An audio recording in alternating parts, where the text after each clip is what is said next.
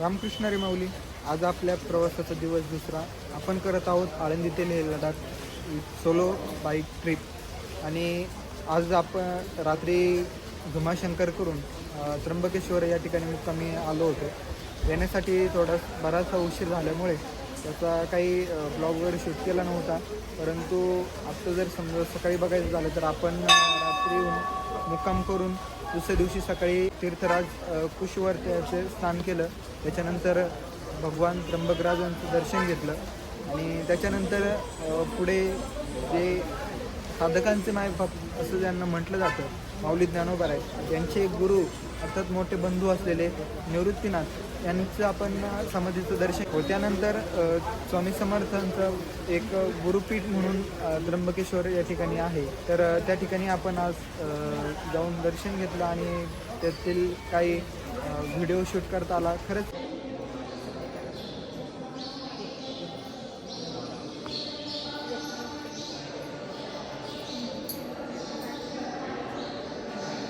मन प्रसन्न करण्यासारखं ठिकाण आहे.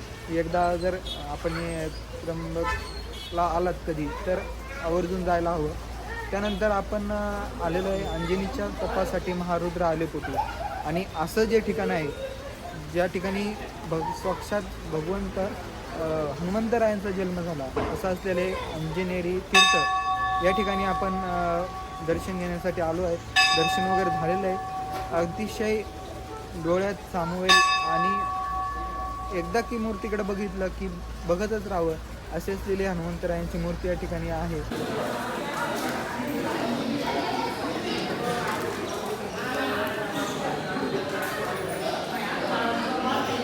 त्यानंतर आपण पुढे जात आहोत आता वणीमधील सप्तशृंगी मातेचं दर्शन घेण्यासाठी. तर चला भेटूया पुढच्या प्रवासामध्ये. आपण आलो आहे सप्तशृंगी गडावर. सप्तशृंगी गड चढतोय. 300 पायऱ्या झाल्यात.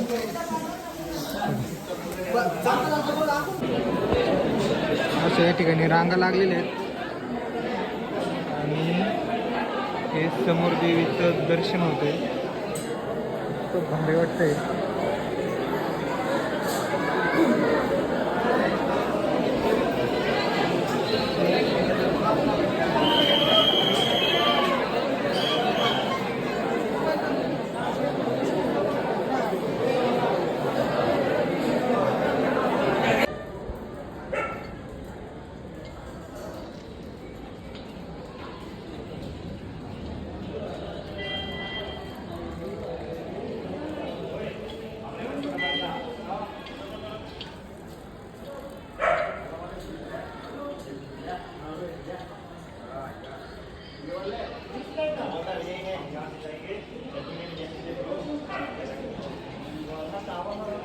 तर दर्शन झाल्याच्या नंतर आपण आलो आहोत आज चन्नपुरी या गावामध्ये. येथे साक्षात खंडोबा महाराजांचे जागृत देवस्थान आहे.